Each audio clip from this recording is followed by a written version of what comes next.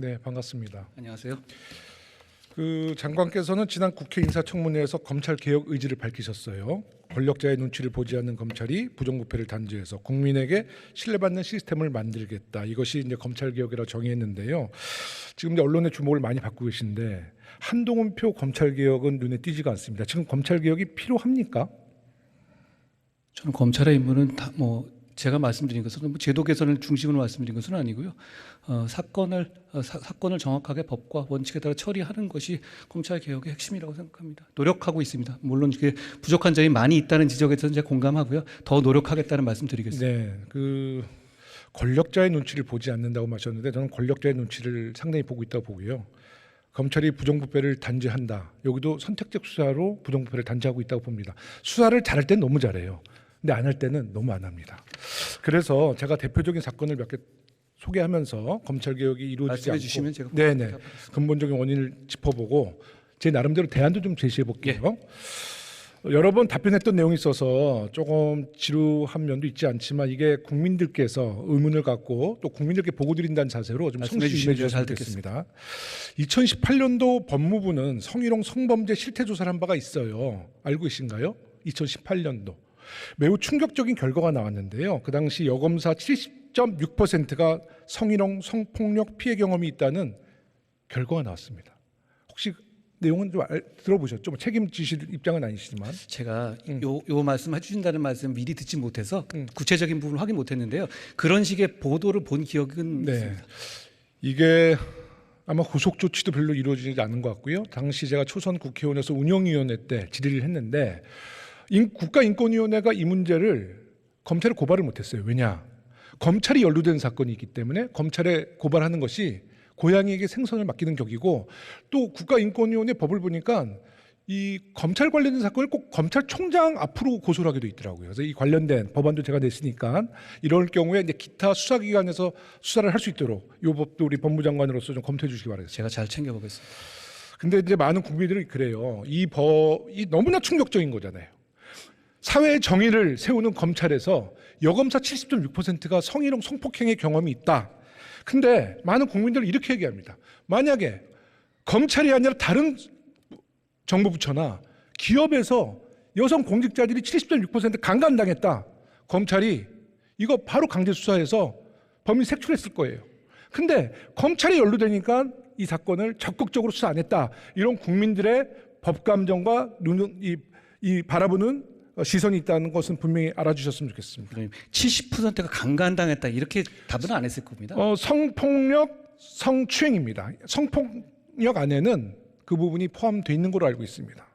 굉장히 충격적이죠. 내용이. 말씀하십시오. 그러니까 굉장히 충격적이죠. 이런 일이 있었고 절대 있어서는 안 되는 일이라고 그러니까 충격적이지 않습니까? 네. 그래서 이제 5년 전 사건인데요. 이제 오늘 대정부 질문을 마치고 장관께서 검찰 내부의 성희롱 성범죄 피해 실태를 다시 한번 조사할 의향이 있는지. 중요한 부분이고 위원님께서 이렇게 친히 지적해 주시니까 저기한테 한번 잘 챙겨보겠습니다. 중요한 부분이라고 생각합니다. 네, 꼭 좀 챙겨주시고. 그렇게 하겠습니다. 뭐 워낙 유명한 사건이죠. 서지현 이문정 검사 사건이죠. 이제 검찰 조직 문화의 대표적인 피해자. 이문정 검사 사건은 성폭력하고 관계가 아니요. 이게 없는데. 그건 좀 들어보세요. 네. 서지현 검사는 이제 검찰 내 미투 사건을 폭로한 분이시고 이문정 검사는 검찰 내 전현직 고위 검사를 직무유기로 고발했는데 당사자가 아무 처벌을 받지 않은 사건이에요. 근데 저는 그 내용도 내용이지만 주목해야 될 게 있습니다. 이 두 분은 검사예요. 20년 이상 검사에 몸담은 분들인데 이 검사들이 검사를 고소했어요. 고발했어요. 근데 어디다 한 줄 아세요? 경찰에 고발 고소를 했습니다. 아니 자기 친정이 검찰인데 왜 검사 사건을 경찰에 고발했을까요? 아시겠습니까? 그 개별 생각이 있을 것 같은데요. 그 이후에 그분들이 했던 사안들 자체가 최종적으로 대법원 판결을 보면은 꼭 그분들이 말씀하신 대로 결론이 나지는 않았다는 그러니까 점도 저는 고려하셔야 될 것 같습니다. 저는 오늘의 이제 주목할 건 내용이 아니라 왜 검사들이 이 범죄 요건이 잘 갖춰졌기 때문에 고발 고소를 하셨을 텐데 근데 왜 이것을 검찰에 하지 않고 왜 경찰에 고발 고소했냐는 거예요. 혹시 그 뜻을 알겠습니까? 강력 사건이라 이런 건 경찰에 고소 고발 많이 합니다. 그거는 본인들도 아는 저도 거예요. 검사들이 연루된 고발한 사건을 적이 검사들이 적극적으로 수사를 안 하기 때문입니다. 그래서 이 사건은 이문정 검사 사건은 뭐 경찰한테 조사를 맡겼는데 9차례 저 부산지검에다가 뭐 자료 요청 다 무시당하고요. 결국은 경찰청에서 3번의 압수수색 요청했는데 다 거절해가지고 사실 무혐의 나온 거예요. 근데 이제 이런 문제에 대해서 저는 시시비비 싸우고 싶지는 않고요. 이런 문제점이 있다 이런 말씀을 드립니다. 참고하겠습니다. 뭐 김학의 사건도 좀 말씀을 드릴게요. 뭐 9년 만에 이제 무죄 확정 판결 받았는데요. 근데 장관께서도 이 사건 관련돼서 전혀 동정가지 않고 비난받아야 마땅한 일이라고 이제 말씀하셨습니다. 그렇게 생각합니다. 저도 같은 생각인데요. 그런데 이제 이런 사람들이 무죄를 받았는데 사실 이 무죄 받은 판결문을 보면 거의 공소시효로 빠져나갔고 심지어는 검사들이 증인을 회유했을 가능성이 있다라는 황당한 이유가 적시되어 있었어요. 네. 어떻게 생각하십니까 이런 문제? 제가 판결문을 보지 못했는데요. 그 사안 자체는 또 이런 평가를 해주실 수 있을 것 같습니다. 여러 차례 보면서 그 문재인 대통령께서 직접 공소시효와 무관하게 수사라는 말씀까지 하셔서 검찰이 굉장히 강력하게 수사했던 사안이고요. 그러다 보니까 이 시일이 많이 지난 상태에서 수사하다 보니까 여러 가지 한계점은 있었을 것 같습니다. 다만 그분이 했던 일이라든가 그런 걸 좀 추호도 이게 비호하거나 그런 생각은 없습니다. 아니 근데 그렇게 얘기하면 국민과의 공감, 국민들의 공감을 이해를 못하는 겁니다. 첫째, 김학의 사건은 2012년도에 경찰이 특수한 사건이에요. 당시에 그 특수강간의 10개의 혐의로 기소 의견으로 송치를 했어요. 근데 그때 여러 가지 압수수색 다 방해를 해가지고 이 사건은 무혐의 준점이에요. 그때 수사 제대로만 했었어도 공소시효를 이렇게 적용시키지 않았을 거고요. 두 번째는 전 국민이 웃었던 그 비디오 영상에 나왔던 그 김학의의 영상을 특정할 수 없다라고 얼마나 많은 시간을 끌었습니까? 그런 것들이 국민들이 볼 때는 법리적으로 깊이는 없어도 국민들이 볼 때는 야 이거 완전히 검찰이 장난쳤구나. 검사 사건은 검사들이 이렇게 뭉개는구나라고 비판받았던 사건이기 때문에 이런 자리에서 장관께서는 사실 국민들의 눈높이를 좀 맞춰줬으면 좋겠다 이런 말씀을 드립니다. 10여 년이 지난 사안에 제가 관여하지 않은 부분이긴 합니다만 아쉬운 점이 많았다는 부분, 그렇죠. 그리고 저희 성찰해야 될 부분이 있다는 점을 제가 누군가는 그러더라니까요. 김학의 사건의 그 영상이 만약에 국회의원이었으면 한동훈 장관이 정광석화처럼 잡아 넣었다는 거예요. 국회의원이 그 영상에 나왔다면 그런 영상에. 안 그랬을 겁니다. 하여튼 그런 국민들의 공분이 있다는 거. 검찰의 봐주기 수사 결정판은 윤석열 대통령 장모 최은수 씨 사건이에요. 이 사건도 뭐 사실 간단한 사건입니다. 자격이 없는 최 씨가 요양원을 불법 운영하면서 요양급여를 부정수급한 혐의로 재판에 넘겨진 사건인데 작년에 대법원에서 무죄 판결이 나왔죠. 국민들이 공분하고 있습니다. 그 이유는 판결문을 보면 검사가 제출한 증거들만으로는 범죄 혐의가 충분히 증명됐다고 보기 어렵다. 증거 불충분이에요. 그런데 저는 이 문제는 이렇습니다. 정말 대한민국의 유능한 검사들이 첨단 범죄도 아니고 대형 금융 사건도 아니고 국제 마약 조직 사건도 아니고 부정수급한 혐의를 못 밝혀냈다? 이거는 대통령 장모니까 봐줬든지 무능력한 것이라고 국민들은 바라보고 있는 거예요. 위원님, 그 사안 자체는 윤석열 검찰에 반대되는 쪽에서 수사했던 부분이잖아요. 그리고 아까 법조인이 아니시니까 잘 모르시는 것 같은데요. 대한민국의 모든 무죄 판결은 증명이 부족하다고 나옵니다. 그러니까 그거가 예를 들어서 그 문구를 가지고 생각하신다면 제가 보기에 법조인으로 말씀드리면 대한민국의 모든 100%의 무죄 사건은 어떤 종류로든 간에 그런 판결이 나온다는 말씀을 드리겠습니다. 문재인 정부, 윤석열 정부를 가리는 게 아니라 무죄를 준 검사도 검사고요. 네? 위원님, 검찰 의원에서 판사하신 분은 아닌데 그렇게 따진다면 예전에 뭐 시시비비하고 싶지 않아요. 예전에 4.4 5.2 개헌했던 분들도 다 국회니까 의원님이 책임져야 됩니까? 그런 건 그래서 아니고요. 저는 이런 사례로 비춰볼 때 김건희 여사 도이치모터스 주가 조작 사건 역시 뭐 증거 불충분, 뭐 공소시효 만료, 뭐 무능한 뭐 검사 뭐 여러 가지 책임을 져서 그냥 덮을까 걱정이고요. 국민들도 이런 점을 걱정하는데 그래서 제가 정책 제안 하나 하는 거예요. 하여튼 통계적으로 보면 검사의 기소율은 0.2%, 일반인 기소율은 32.9%입니다. 그건 인정하죠. 검사 사건에 좀 미온적이고 소극적이다. 제가 인정 안 하세요? 좋습니다. 그러면 기회를 주시면 좋겠어요. 제가 하나 좀 정책 제안을 할게요. 예. 제가 낸 법안이 하나 있어요. 이 법안은 검사가 연루된 사건을 어디서 수사하더라도 공수처에게 영장 청구를 할 수 있는 법안인데 이 법안은 어떻게 생각하세요? 제가 그 법을 잘 모르겠는데요. 어떤 취지인지 잠깐 제가 어차피 제가 의원님 시간을 뺏는 건 아니니까 말씀드리면 검사 기소율 관해서 말씀드리면 이건 아마 의원님 국회의원들 기소율도 훨씬 낮을걸요. 일반인보다.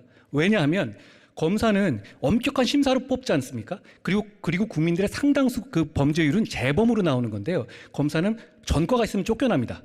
공무원이니까 당연한 것이죠. 그리고 전과를 안 받는 게 문제죠. 그렇죠. 죄를 져도 음주운전을 해도 그냥 봐주는 게 그렇잖아요. 위원님 대단히 위험한 말씀입니다. 음주운전에도 검사에 봐준다고요?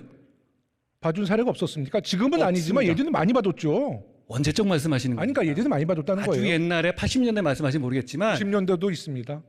자, 90년대만 해도 30년 지난 건데 그걸 저한테 지금 말씀하시면 아니 안 되는 그러니까 거고, 그런 사례가 있다는 지금 거예요. 음주운전을 검사가 걸린다. 일반인보다 더 가혹하게 처벌받게 될 거라 생각합니다. 제 말씀이 뭐냐면 이게 그렇기 때문에 게다가 이 재소자들한 이런 사람들 고소고발을 많이 당하게 되니까 기소율 자체가 부모가 커서 낮아지는 경향은 있을 것이고, 저는 국회의원님들도 전수조사를 해본다면 일반인들의 기소율보다 훨씬 낮을 거라고 생각합니다. 판사도 마찬가지고요. 그러니까 그런 부분에 대해서 이게 숫자가 낮고 높으니까 이걸 미온적으로 간다. 그건 너무 단선적인 아니, 말씀입니다. 그러니까 제가 다만 지금 이제 말씀하시는 것처럼 좀 더 저희가 내부의 비리에 더 조금 더 눈을 부릅떠야 된다는 말씀에 대한 제가 공감하고, 그런 제도적인 개선책을 말씀해 주신다면 제가 충분히 다시 한번 검토해 보겠습니다. 그러니까 검찰에 대한 수사를 지금까지 검찰이 소극적으로 했다 이런 국민들의 공감 또 그런 거에 분노에 대해서는 동의 안 하세요?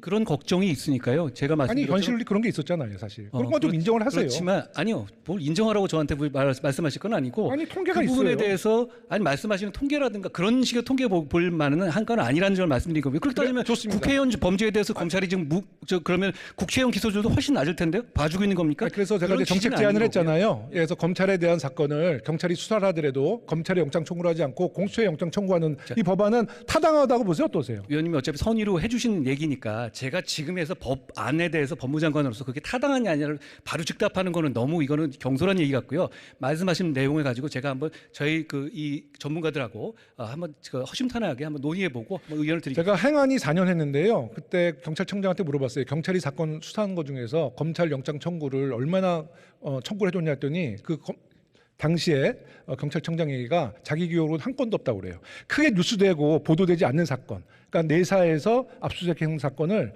검찰이 직접 영장을 청구해 준 적은 한 건도 없다. 이런 사례가 있으니까 제가 말씀을 드렸고요. 잘못된 판단을 그 사람 네, 생각하고요. 제가 기억하는 것도 굉장히 많은데 최근에 보십시오. 나중에 한번 주세요. 지난 정부 사건화 되지 않고 보도되지 않은 사건 저만 말이에요. 압수수색을 몇 번 당했습니까? 그건 다 유명해진 사건이고요. 네. 두 번째는 검찰 불기소 사건 있잖아요. 검경 수사권 조정 당시에 경찰은 불송치할 때 검찰한테 수사 기록을 전체를 이제 전달하기도 했어요. 그때 검찰이 굉장히 그걸 요구했거든요. 그래서 저도 그거 동의했어요. 전 행안위 때 그건 필요하다. 근데 검찰의 불기소 사건 2018년도 전에는 한 100만 건이 돼요. 불기소 사건이 지금 3, 40만 건인데요. 이 3, 40만 원의 사건을 불기소했을 때 정말 영화 더킹에 보면 캐비넷으로 들어가잖아요. 이 40만 건을 누가 봐야 됩니까? 어떻게 봐야 됩니까? 그래서 저는 이 검찰의 불기소 사건도 법원이나 공수처나 아니면 경찰의 불기소 사건을 불송치 사건을 검찰이 보니까 검찰도 불기소 사건을 경찰이 함께 동등한 입장에서 상호 견제 차원에서 보는 건 어떠냐 한번 질의하면 됩니다. 어떻게 위원님, 생각하십니까? 그거 재정 신청이라는 제도가 있고 운용되고 있지 않습니까? 그리고 오히려 지난 검수완박법 개정으로 고발인 이의 신청을 폐지한 게 더 문제입니다. 아예 지금 말씀하신 정도를 루폴로 생각하신다면 아예 이만큼이 이 루폴이 있는 거예요. 그럼 이 부분을 먼저 개선하는 게 우선이라고 생각하고, 말씀하신 부분은 재정 신청 제도가 거의 대부분의 범죄에 적용되고 있다는 점을 간과하신 말씀이라고 생각합니다. 재정 신청이 1년에 3, 40만 건의 불기소 사건 중에서 재정 신청이 14,000건 들어오고요. 공소 제기가 고작 0.6% 80건입니다. 국민들한테 전혀 혜택이 안 됩니다. 하여튼 제가 마무리 발언을 좀 하겠습니다. 제가 3일 동안 국회 대정부 질문을 지켜보면서 한동훈 장관이 문재인 정부와 더불어민주당의 강한 적개심을 갖고 있구나. 저는 굉장히 안타깝게 생각합니다. 법무부 장관이 야당의 적개심을 갖고 있다고 생각하는 저만의 생각이 아니라 전 국민들이 다 공감하고 있는데요. 그러면 검찰에서 야당을 수사할 때 그 사건이 공정하다고 생각하겠습니까? 그래서 저는 한동훈 장관께서 감정이 상한 일이 있었더라도 이 적개심은 제발 좀 적개심은 제발 버리시기 좀 바라겠고요. 우리 민주당의 역사 잘 아시죠? 우리 민주당의 역사는 밟으면 밟을수록 일어나고요. 탄압하면 탄압할수록 강해지는 정당입니다. 그래서 우리 한동훈 장관께서 앞으로 야당에 대한 존중 적극적으로 의원님께서 저한테 제가 어차피 그 대화를 하시는 과정에서 저한테 굉장히 좋은 말씀 해주셨고, 제가 진심으로 다시 한번 생각해 볼 거라 말씀드립니다만, 저는 민주당에 적개심이 없다는 말씀드립니다. 이 비디오 탭을 돌려보시면 오히려 민주당이 저한테 너무 적개심을 드러내시는 것 같고요. 저는 그런 생각이 없고 오히려 저는 제 인생을 보시면 아시지만 제 인생의 검사의 어떤 화양연화는 문재인 정권 초반기의 어떤 그 수사들일 겁니다. 그 당시에 저를 굉장히 응원해 주셨고 열렬히 지지해 주셨던 걸 기억합니다. 저는 그때와 지금 달라지는 게 없습니다. 말씀하신 것처럼 오해가 있으시면은 저는 서로 풀었으면 좋겠다는 생각이 들고 그런 적개심을 제가 갖고 있지 않다는 걸 명확하게 다시 한번 말씀드리겠습니다. 말씀하신 취지는 오늘 제가 여러 가지 메모했는데요. 그 정책 재원 같은 건 제가 한번 진짜 진지하게 진영을 넘어서서 한번 고민해 보겠습니다. 고맙습니다.